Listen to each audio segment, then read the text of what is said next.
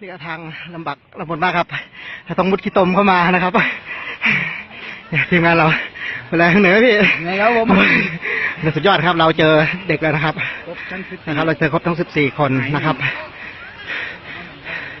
นี่เราเจอเด็กเล็กๆนะครับพี่ไหวไหมเดี๋ยวนี่นะครับไม่เป็นไรลูกไม่เป็นไรแล้วครับ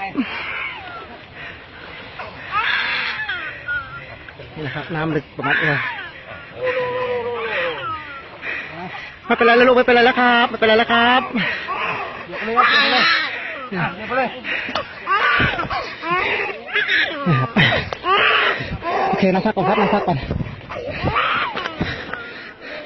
นะครับนะครับโอเคนั่งพักก่อนครับเพื่อนั่งก่อนนะ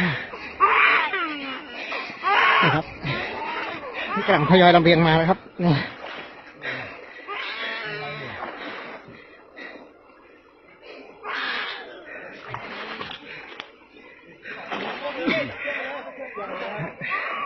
น้ำประเมศต้อง